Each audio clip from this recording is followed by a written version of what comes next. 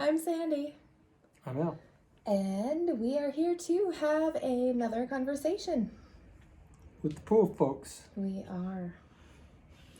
We just, to kind of get in the zone for doing this, I had been posting some of our vintage customer clips of Paul and Erica. You've probably seen that those recently came out on YouTube again. I mean, they've been there for a long time, but I put them in a different place and re-uploaded anyway. Just talk about people that put into words the way that we feel about them. They're able to express the way that they feel about us. We built that pool in 2013, and they're just the most spectacular people, and they make me feel good just hearing what they said when we did some of the interviews with them before, which they felt compelled to do because they had watched some videos on our website and that's how they got to know us, and they wanted to also help other people kind of understand how we work and what their experience had been, and they are just amazing. Anyway, so I'm kind of still just because I love them and I love what they said, and I love that they were able to say it in such a way that it continues to speak to me anyway, all these years later. Well, you recognize too that what they said about us then is exactly who we are today. Yeah. Nothing's changed. And our philosophy hasn't changed. While we've grown as human beings and we've grown as a company, our overall philosophical perspective about client and business relationships and how they work together is all the same. Nothing's changed there. We've just become better at what we do, and we expect more out of a customer than we ever did before. Right. Which is a difficult conundrum, because while we're working really hard at growing as a company and as human beings, not everybody else is. Right. And so we have to keep continually stepping up our game, but then our expectation is that the customer is stepping up their game as well. And that's not always a fair relationship-able thing. Let's talk through that just a little bit, because we do try to... My guitar, by the way. Yeah, isn't that awesome? I like That's kind of fun. So we do really try to explain our way and our philosophy. And even on those earlier videos from 2013 and even before that, we're a fit for some people and we are not a fit for some other people. We find ourselves now more than ever in a conundrum of supply and demand, building something so completely unique that there are not really many people, no comparables in the world, even willing to start to try the way that we do things. So we are just very special in that spot. Scaling up is not something that is possible the way that we choose to do things. And it's just not even an area of interest necessarily. We wouldn't want to crank out projects. We really like having developed this lifestyle business that we can enjoy. And style of life business that we can enjoy. It supports our lifestyle/style of life. But yes, we do get into very different things, but I'll let you go with that one for now. Yes. In this case, I would say that they are the same, but they are very different things. Anyway, so we do our best to be very upfront about all of that, to the point where we explain on the website very clearly what the different categories of pools are. And in recent weeks, we have had a couple of really interesting examples of how maybe a potential customer could explore some areas of growth. I have two specific things, and I think it's worth talking about because we're not right and they're not wrong, and we're not wrong and they're not right. the position We're that just we different. come from is we are who we are. And if we can explain that to you, whether you're a company, a consumer, or if you're just watching these videos for fun, if we can explain that, I think it's important to know that like you can be yourself. We can be us. We can make choices solely that are for the best interest of our company, because when we do that, we can be more effective And we can flourish. interacting with others. Yeah, there's an example of this week where we were accused of not being good communicators, when in fact I specifically did not want to communicate because I needed to see that reaction.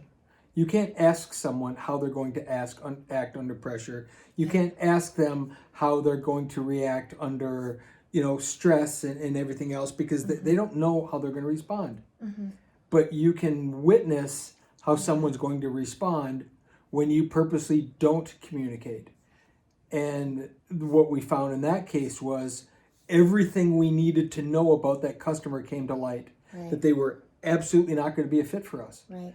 And when we stay involved and we understand that and we witness that in people, that's empowering. Now, I know I feel bad because you could look at it, say bad business decisions, not communicating, you can look at all of that. But to me, that's priceless. Well, Because that put us in a position to not have to worry about someone who we would have found this out about them later. Right. You can't ask somebody on the front side, like you said, how will you act if this happens? And we were accused of being poor communicators. However, Very deliberate, just though. because we decided not to play in your sandbox and let you dictate all the terms of our relationship And when we're going to doesn't communicate. make us wrong. And we are No. talking the span of 3 or 4 days, no, 2 or 3 24 days. to 48 hours, Right, where right. so okay, I have to find something out on our end. We'll get back to you when I have that answer, but I did not put a time parameter on it, and it's not like it's weeks. It was a matter of like A day or days. two. And if somebody left to their own thoughts can go from optimistic and happy Chill and happy to, to anxious and super anxious and super concerned to the point where it becomes uncomfortable, like that's not on us. I'm sorry, you have to own your own shit. That's on you. So yeah, that's an example of we try to really explain how we are. And like I think in this case too, we also sometimes have to prove it, and that's a case where we had to prove it well by not doing the expected, to see under duress or stress how that person's going to react. Because guess what? We get into a 3-month project with someone, there's going to be moments that are going to be anxious. And if they responded this way now, I would never want to know how they were going to respond once we're committed to them and under contract with them and expecting a certain thing from us and from them. Well, and we saw some of the signals on the front side Early on. and hindsight's always 2020, because we can look at the different ways questions came in and how things were phrased, and we can really build kind of a case history of how. But we have to have a little lenience because communication styles and personalities, and we realize we have to work with that a little bit. So you can't be too hypercritical or vigilant on the front side, but you have to be aware. So, we were very aware, but we're allowing to see how this was going to play out. Right. Because it could have very well flipped the other side and it would have been a perfect relationship.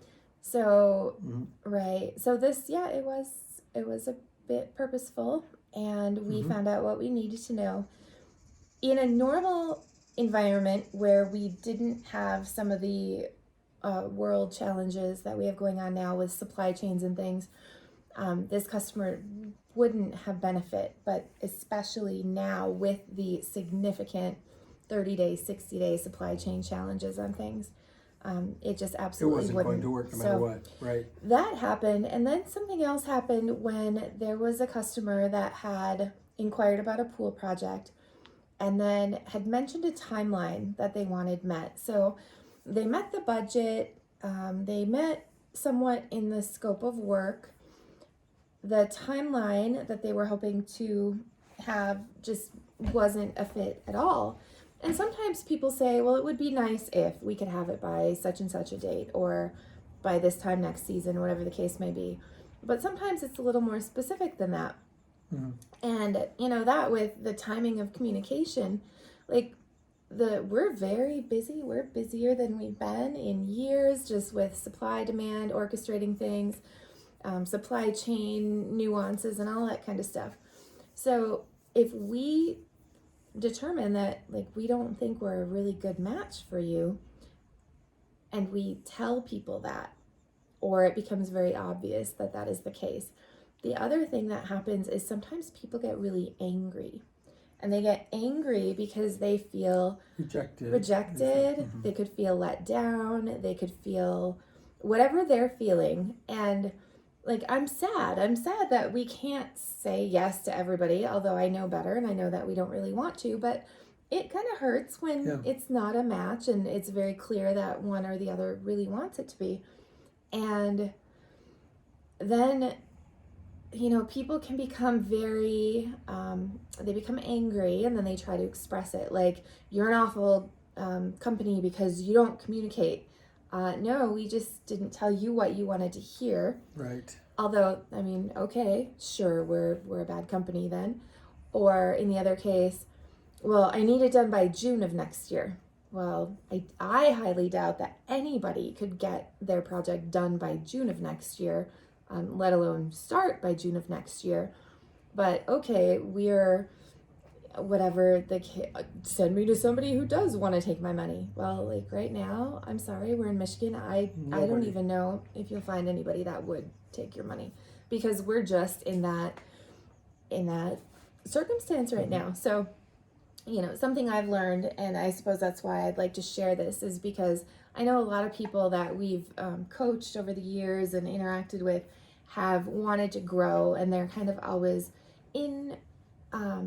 introspective when we explain the way that we do things. And sometimes, I wish I could get to the point where I felt comfortable doing that. So I want to share this to say that sometimes you really become clear on who you are and what works really well for you.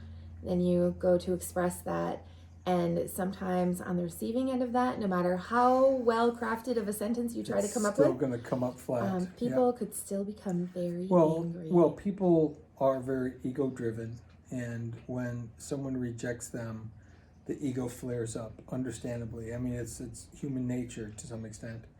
And as soon as you deflate that or you take it away, it creates this want, need, and desire. Kind of like raising kids, when you know that when you tell them they can't do something, all they want to do is to do something. But if you tell them do whatever you want, they no longer want to do those nefarious and crazy things. Right. Well, it's kind of the same thing here, is that when you take it away, and sometimes I'm telling you, you just have to take it away. Now, sometimes you could just say no, take it away. Sometimes you have to play the game, in a sense, and let them self-select out, because you mean by you simply already saying, know the answer, but you know the answer, but you have to lead them to that answer. Otherwise, it's a personal affront when you just look at them and go, clearly, you don't match me, and all of a sudden there's this elitist versus less than. You know, like, what do you mean I don't meet you? What do you mean I'm not? So sometimes we have to play a bit of an emotional game, a long game, to allow them to go, well, maybe that's not a fit. Well, I know, but it's like exploration. It's some, and it is. It's very much not a methodical game, thought out ahead of time. But sometimes you have to let people come to their own understanding that it's not a fit. Right. They want it to be, especially now with the high profile stuff that we have, and the fact that they can go nowhere else in the world, really, and get what we're providing. Right. Well, the other thing knowing that makes people want it all the more, and then they have to figure out how to self-select themselves out of this dream that they've put into their head, this built-up thing that they think is going to be theirs, and it's within their grasp. Sometimes it just isn't. we are also pretty clear about the budget levels on the website that it takes to get into a swimming pool, and we discuss from the beginning to the extreme. And I have a secret with that. for somebody that wants to work with us, like, I know what it costs for us to build. I know what the material cost is, I know what the labor cost is, and at some point when you have a portfolio behind you and supply and demand is what it is, you are willing to work for a certain amount of money and you are not willing to work for another certain amount of money. So we've tried to explain that very clearly, kind of what the threshold is on the website, and I'm sure if you've spent any time there, you've seen that. And I never want us to be in a position where we're building for someone who is stretching to the point where it makes them uncomfortable. The decision to Oh, I do. Uncomfortable is different than impossible. I was going to get into that. Go ahead, finish your statement, and then I'm going to add something here.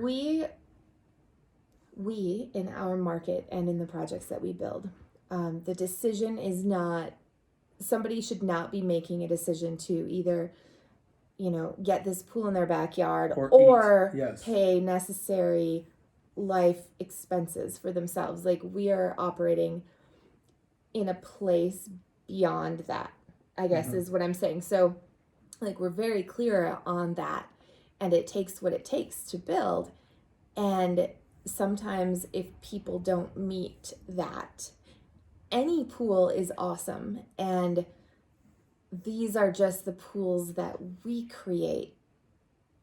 It's not a judgment on anybody. No. It just simply is a fact. It is what it is. And sometimes if people aren't willing to pay that, or if they really want it, but they are not in a place in their life where that's possible for them, sometimes people can also become sad and disappointed maybe in themselves, and then that also, I know, has translated into anger or frustration or things like that. So where were you going to go with that? Okay, so there's a couple different things. First off, when someone sets a budget and they share that budget, I'll tell you right now, my intention is to go way beyond that, because that means they're comfortable right there. And if they're comfortable right there, I don't want to do business with them.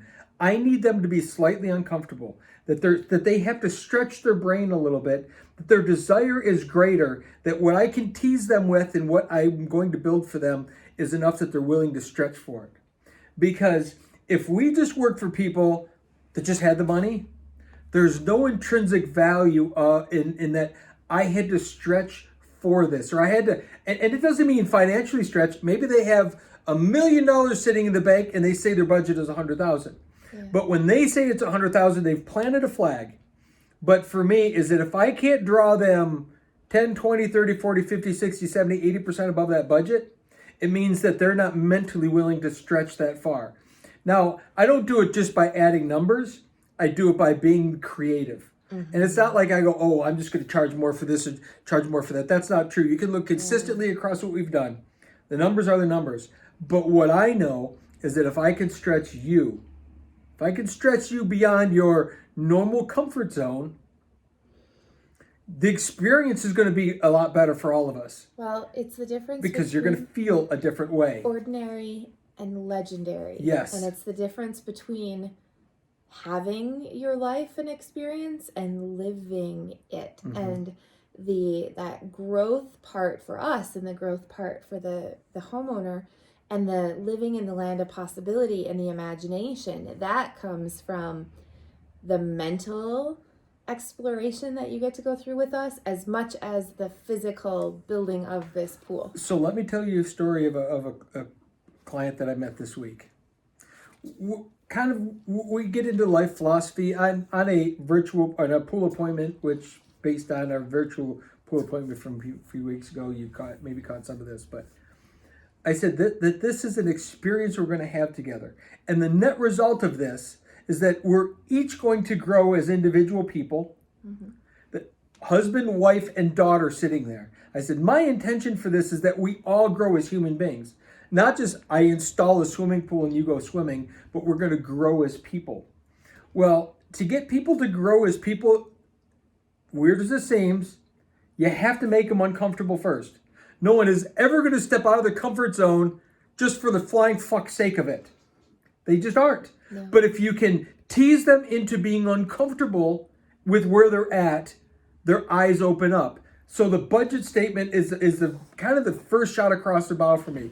When someone says, I have $150,000 to spend, that's kind of the beginning threshold anyway today for what we do. Yeah. But when they say that, my assumption is that's where they're comfortable spending money, but they have more. And the reason I know that is because we as humans, we don't go, okay, every last penny I have is $150,000, that's my budget. Yeah, Instead, they say, here's what I'm comfortably willing to give up of this life savings and earnings that I've done to this point.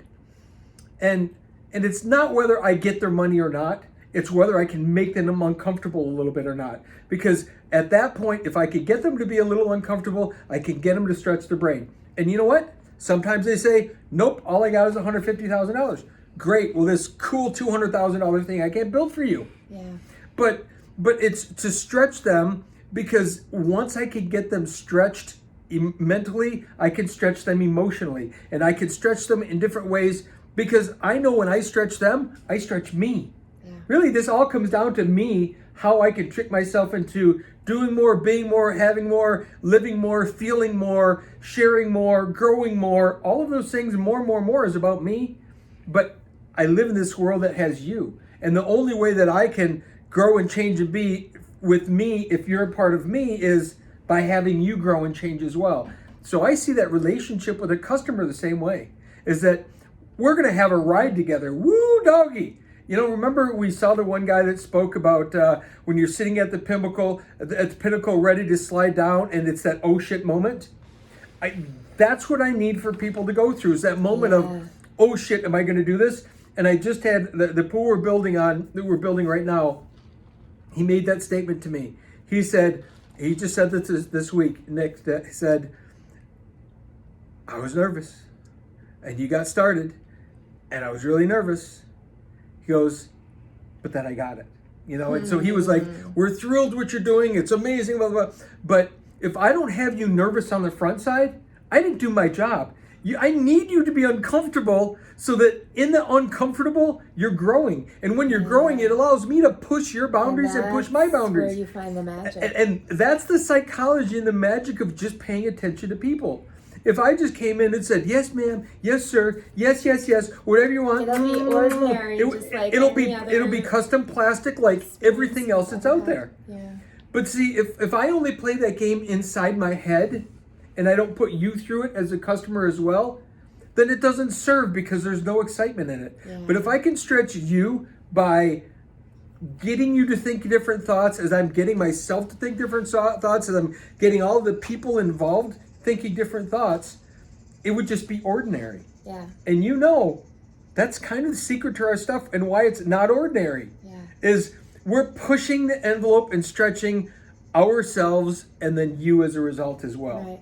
Well, and you then as the customer are not emotionally invested. If you can hire someone and you can boss them around and you get anything that you want anytime, put this there, put that there, I want that rock, I want that, then it's finished and nobody... Why have the contractor there? Do it yourself. Nobody's invested. Nobody's left a piece of them. Nobody has input their certain way into it if it's just a transaction. So this is so far different than a transaction. And that's another, I suppose, good way to explain it, which we do sometimes. Are you looking for a nice pool? Do you want to have all the decision-making power?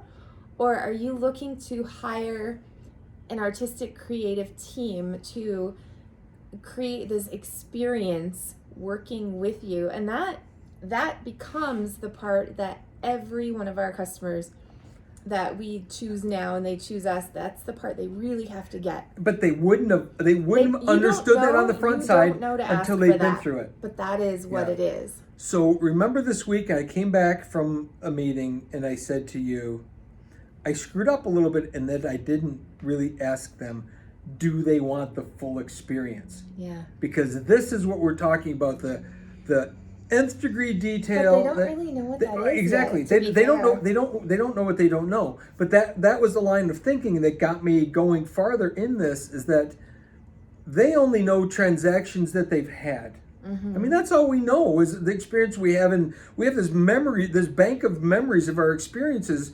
But they don't really know what any one of those experiences could have been. Yeah. They know what they were based on their perception, but they don't know what any one of those could have been. Well, and so my job is to say, I'm going to give you a whole new memory bank of experiences, but I'm going to be sure that I add all kinds of stuff that you never imagined were going to be possible. And I don't mean physical stuff, I mean mental stuff. So I'm trying to figure out another way to explain that, and I was settling on ice cream. So, here I invented this new flavor of ice cream. Do you want to try it? That's one way of looking at it. But then if you walked up to and said to somebody, so do you want to invent a new flavor of ice cream? Most people would say, well, not really. I like chocolate or whatever it is. And they'll default to what they know until you kind of tease them along the way and show them how much fun other people have had, like exploring this flavor of ice cream, to the point where someone's like, oh, I can't believe that I ever lived in a world where I hadn't developed my own flavor of ice cream. So it's kind of like we're kind of introducing you to the concept of creating your own ice cream flavor that you didn't even know that you really, really wanted to create, because you didn't even know what that looked like. You just wanted to choose like chocolate or vanilla, because like those are great and they make you feel good, maybe. Think about that. An ice cream shop, you go in and you look at, what flavors do you have? Yeah. And now we're all in a box. Then you pick you have one. this one, this one, this one, this one, and this one, and that's it. And sometimes and you if pick you one. get creative, and you pick two. Yeah, and sometimes you don't really feel like vanilla, but like you don't really like the look of their chocolate. And you really like chocolate, but theirs doesn't look good. Or you have all these emotional games you play, as opposed to walking in and they say, what flavor could we create for you today? Yeah. What would your wildest dream be? And you go, well, I love butter pecan. What if we mix that with chocolate something, and we put a little bit of something in there, and we mixed it, and you go, oh, that's going to be terrible because it's too many things, but that's what you want. Yeah. And so when you play that game a little bit and you get people just to think, I'm not asking people to fundamentally change who they are. I'm just hoping that they fundamentally change. I have no guide as to, okay, I want to get them from here, scheduling. If we do this, we're going to get this from them. If we get this, not at all. I just know we're all here. And when we get there, who are we? Yeah. I want to be the different person than when I started here.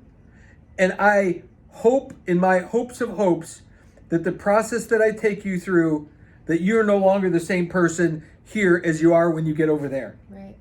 So, and there's no agenda. It's not like we're going, okay, how can we create this cult following so that from when they get from here to they get to over here, now they're a cult member and they're whatever. That's not what I mean. I just mean, how can we be better human beings when we start at point A and we get to point B? Yeah. And how can we do something to disrupt the normal part of life, the normalcy of what everything is, the plastic custom world we live in, where everything is called custom, but it's off the shelf, generic. You just put it together in a different way. How could we break that mold and just be different? Yeah. Well, because we don't have to do this. We don't have to build pools. You don't have to buy pools.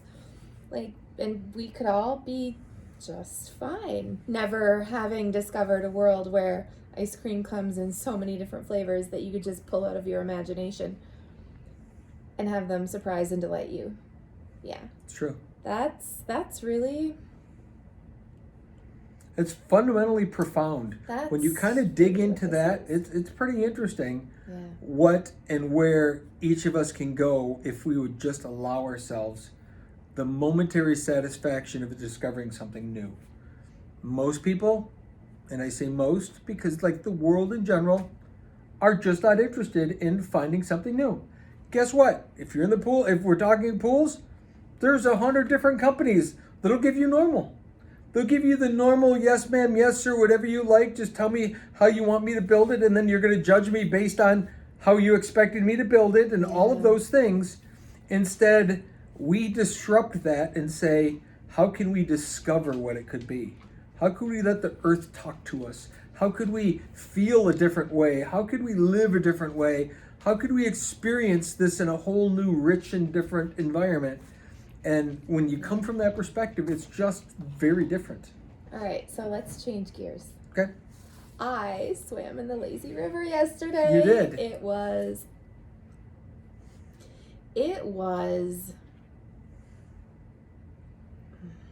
what was it? It was Okay, so this was just a pool well that happens to have yeah. a different part to the pool. So we've been working on the lazy river pool For over a year, and there are many different lenses that I see this project through. So I get photos from the team every day that we're there, so I see what we're doing.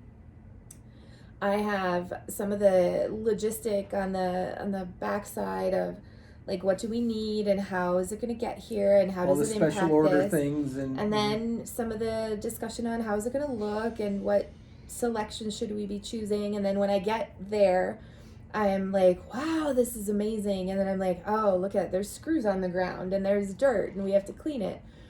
And I was vacuuming the pool yesterday, the first person that got to vacuum the pool after having filled it, and we're treating it for some iron in the well water. And like it was just cool because it's like I love the point where it goes from the bomb goes off in the backyard to it looks like things that we want to see, and it's taking on, you know, this experience and environment. And just vacuuming the environment in this pool is awesome. And then there's the lazy river, which I just wanted to go through there, the cave in the water, because I've been through there without water, and that's just very, very different than with water. So I was able to do that, and it's staggering. The scope of that project and standing in the pool, and especially in the cave, in the lazy river, under this building that's over it, it's monumentally staggering that we people built that.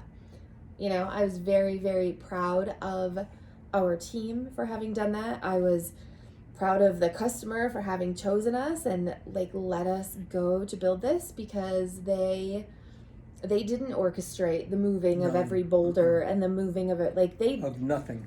They couldn't have looked anywhere in the world and pointed and said, I want that, and had that translate into this living, breathing, three-dimensional experience in their yard. You can't do that. So although you remember their I'm first... a bit in awe because I don't even know how that happens. And I know how it happens because we do it, but I'm still in awe because I don't really know how that happens. Two things. So you remember the original pictures they found on the internet that they sent to us with the lazy river around a pool.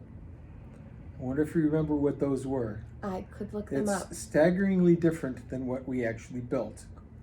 And they would have been thrilled with that. Right. But secondly, I want to make a point, and I've never said this out loud, and I don't think I ever told you this. But you said yesterday when you were there, one of the most favorite things that you think are on the project is the boat mounted to the wall. Yeah. When at one point the customer had said to me, hey, I'm not sure about that. You know, we're not sure if we like that or not. And I said, let's just leave it there for a while. Really? Mm-hmm. So then when you said your favorite thing was the thing that they questioned on my placement and me putting there, and then I didn't bend to it. I just said, well, let's leave it there for a while. And then we built a railing that goes right into it, and we just left it, and it's gone away. Because I was not going to remove that, because I agree with how cool it is. How often do you mount a boat on the side of a building? Yeah. Paint it all in cool colors and everything else. Wow. Yeah. Mm-hmm. I did Didn't very know. Yeah. specifically. You very said specifically that, pointed that out to me. I did not know. I almost said it out loud to you when he was there to say, hey, remember that comment you made to me? And she just mentioned this as her favorite, but I thought, nah, it's okay. It is what it is. Yeah. Very cool, though. Well, yeah, again, it's stunning. Well, what happens... I mean, I love the otters, and I love the grotto, and I love the water, but, like, looking at that, like, that is so unique and so fun and delightful. Yeah, I love that. Well, and that's the thing that goes to individual pieces of art versus composition of art. And that I know at the time, because like that's a big change. You mount a boat on the side of a wall, and that's all they can see, because they don't see all of this stuff that's happening and all of this craziness and how it's coming together. So all they can focus on is this like one weird colored thing in the world of the rest of the colors. And I understood that enough to go, I'm not changing that, because I love the way that turned out, and I want it to be there. If we leave and they want to take it down, they can, although we've made it pretty difficult for them to do now. But they could. But they could. And any of that stuff, whatever we've put up, they could take down if they want. Right. Although I don't know if you heard her yesterday say that somebody pulled up in the driveway I did. and asked if it was Like, how much they would much charge, were or how much tickets? is tickets and Yeah, stuff. because they thought it was A commercial, an something adventure other- park adventure of some type. Yeah. I thought that was really kind of fun crazy. too. Yeah. Yeah, so that one, like, as long as we've been working on it, and that's the other thing too, where if people have time parameters, we do need the time to match the budget for building of something that we do. Yet every time any member of our team gets in the car and fuels it up and brings out supplies, like that's an expense that goes toward the building of this. And it's not an infinite amount of money. There's a finite number that is attached to that.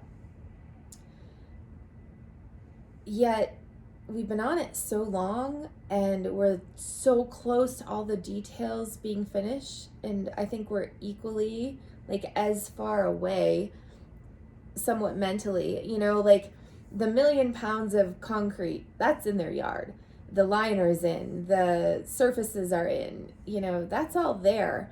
But then there's it's here and acceptable, and then there's it's here. Don't you ever say acceptable. It's never acceptable Well, I until know. it's exceptional. So like, I know that's where so you're it's going, here, but you can never say and it. yeah, and it's acceptable because it's working, functioning, but that's not when it's finished. No. When we get to that, that's the permission to play level of we expect it's going to work, And we it's going to passed be that awesome, a long time ago. and it's yes. going to be all that, and then you're almost going to be left speechless, and you're going to feel certain things when you're there, not just see them. Like it When someone says say. it's fine to me is subpar. It's not fine. It's not acceptable. Fine is better than acceptable. And to me, fine is still not acceptable. It has to be beyond that. And when someone says, well, that's fine, that's just like the kiss of death, like, what did I screw up? How did I go wrong? And to them, it's an acceptable place and it's good. But the goal is to always stay above that. Is to get not just incrementally above it, but get substantially enough so there's this distance between fine and what we did. Yeah, it is. Pretty freaking cool, isn't it? It's monumental. It really is. And we get into the day-to-day of things, and I think our team gets into the day-to-day of things. And I think other people coming to the project and seeing it, I don't know that they get a glimpse of it, the monumentalness of it. Maybe they do. But I think somebody coming, like, there is so much to absorb all at one time that it almost puts you just in this different state of you're kind of there and you're witnessing it, and it's making you feel things and think things and see things. Yeah, but it would take a really, really long time. I saw a post that the homeowner had written the other day, and you'd like that post with a bunch of the different pictures. Yeah. And so I thought I'm going to read through the comments. There were like 34 comments, and I thought I'm going to read through because it's interesting from like the other world perspective. And someone said, my favorite part are the boats. And I thought, how interesting, because I had just literally dreamed up this idea because we'd acquired a couple rowboats, not knowing what we're going to do with them. And I remember drawing on paper, and I'm sure I have the drawing somewhere, where I drew the boats vertically, and I said, what if we did this as kind of a fence and a barrier? Yeah. And like that was like my stroke of brilliance in that. And Was that, I feel like the homeowner maybe like oh, wasn't they so weren't sure they weren't of so sure. that part. And I'm not sure that they're even sure of it now, but I would it agree works with that. now. But it works now, and it's really cool. And they could, like I said, when we move out, they could tear them all out and just put up a regular fence there, but they won't. The only way, though, that you get something that no one else in the world has and that you couldn't have ever dreamed possible is by allowing things like that to develop that give you, like, you, having never seen a boat wall like this, you would not just go like, I think Let's we do a should just boat do wall. this boat wall with vertical boats. Like, you can't choose it from a catalog. No. So you have to that's allow. not a custom plastic thing And you just choose. they allowed. They've embraced it. They, Yep, they certainly whether or have. not they're totally comfortable with it, Mhm. just as any of our legendary homeowners that work with us, you've got to become comfortable being uncomfortable, Mhm. because that's bound to happen, and through that discomfort you grow and change, and You find out who you are. then you and find out it's the most unbelievable thing that you never would have imagined, and yet it is so perfect. And everybody tends to love it. Yeah. But you couldn't have predicted that or Because known it's that or larger understood than it. life. It is People- larger than life. I think people also don't know that they can choose larger than But life it's possible. things. Yeah. You know, how many houses do we go in and the walls are white and there's like one picture hanging on the wall in this entire house? Like, you can choose that. I don't know that people know that you can choose. You can paint the ceiling a wacky color. You can fill every square inch of a wall. Like, I don't know that people know that that's an option. I think that they, in general, play to the average. And the average is keep it simple, do minimal, let people dream up their own thing, like in selling a home, keep the walls beige or white, keep minimal everything. And yet, what we've come to learn, I jokingly say this when I invite people here, is that we live like we build. And if you don't like that style of building, which is okay, don't choose Then us. We're yeah. not going to choose We're you not right anyway. for you. But if you can see the possibility of pushing the boundaries of your mental capacity, then we're probably a company for you. Because we're going to push our own boundaries, and in turn we're going to push your boundaries, and like just our office and our space is that. It's surrounded by color and texture and excitement, and to the point where your brain sometimes wants to go nuts if you let it. And you But really, it's stimulating. you should sit in a different seat every time single you come time. here, because you notice different things. So Mhm. yeah, choosing us to build your pool. Like, why do people like going to Disney World? Because it immerses you in something so far outside of your ordinary that you feel different. You feel magical. You feel Childlike. you you feel feel all those things. Why do people go to a musical performance? Because you want to feel a or certain way. have a certain experience. Why would you go to an art show or a museum or music, art, dance? Why would you go to a theater production or a play? Because you want to be transported from For that your moment. ordinary life to another realm of existence where it's different. So this is really no different than when we talked many years ago about being within the speaking circuit. And remember how I used to try to describe it, and I didn't have the right words for it, but my job was to pick someone up out of their seat and take them on a journey, a mental, emotional journey, and then at the end of the experience, set them gently back down in their chair. This is the same thing. Yeah. It's just expanded from words to actions. From words like that and, was just words. How can I yeah. use my words to In a titillate short you into amount a of journey around whatever and then come back? Now it's not just taking my words, but taking the experience and taking you on this journey that we can kind of go through the ups and downs and the ebbs and flow of life together to create an outcome that we can all be happy with. Yeah. Because again, this is about you, not me, but it's my expression of you from my perspective when I'm building. So as much as it's going to be about you, it's not you doing it. It's me doing it. It's me doing my perception of what I think you are and what you want, and then I'm building that. So that kind of gets deep into the levels of whatever, but really, I wouldn't do it just so that it represented you. Yeah. I do it because it represents me, my interpretation of you. And everybody on our team that has their hands in any part of it, they're doing the same thing. They They're are. doing it not to give you simply something that you want, but they're doing it to give themselves something in the experience of the creation Of giving it something to you. that in turn gives it to you. Mm-hmm. And that's where this whole metamorphosis, this whole doing business in a different way and understanding who our client really needs to be and are they willing to take that journey with us. That's why it's hypercritical for us. Are they willing to let go Yes. of their expectation? And take it from with where us. we started with this, that's why it's hypercritical that we understand who they are, at least at that moment, so that can we even play in the same sandbox together or not? Yeah. And sometimes it's just not going to work, and it's not a right or wrong thing. Right. It's not a I don't love you any less thing. It's just that it's just not going to work. Right. And sometimes we have to accept it's just not going to work. Right.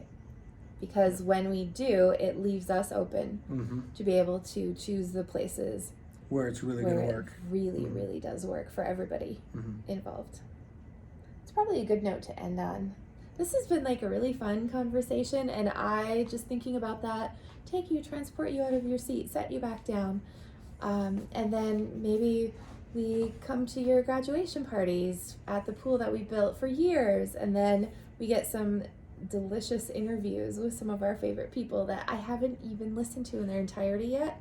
And I am just so excited and looking forward to that now because So I believe magic will be coming out of I have a this. question for you. Okay. Because you brought up the lazy river today, Mm-hmm. and you were involved from the beginning in all the nuances of all of that. What happened to you when you took a trip down that river? It transported you It somewhere. did. It took you out of your seat and sent you on a journey, Yeah. which then you were giggly and funny and laughing about Yeah. before it plopped you back into your seat. Absolutely. That mission accomplished. And and thinking about even just like I can close my eyes and I can picture being in there and kind of looking up and trying to take it in while also thinking, I wonder what we should do there. And then just going, there's so much possibility in here. Yeah. And yet, like, it's so awesome just like this. And there's so much more Yeah, that very much happened to me. Mm-hmm. So I highly recommend anybody else that needs a ride on the lazy river. We will have to do a lazy river experience. We are doing a Once Upon a Time experience coming up at the Once August Upon a 14th. Time official launch party. If you are in our sphere or really need to be in our sphere and you need to know more about that, you should reach out because that is also like for some people a once in a lifetime. For some people it's like a once every day when they walk out their back door. So the fun thing is this is your cool. life. You get to choose your own adventure. That's right. And then if you want to be in that lazy river awe-inspiring experience, let Stay us in know touch. if we should let you know about that one too. All right, well, I think that's a pretty legendary discussion.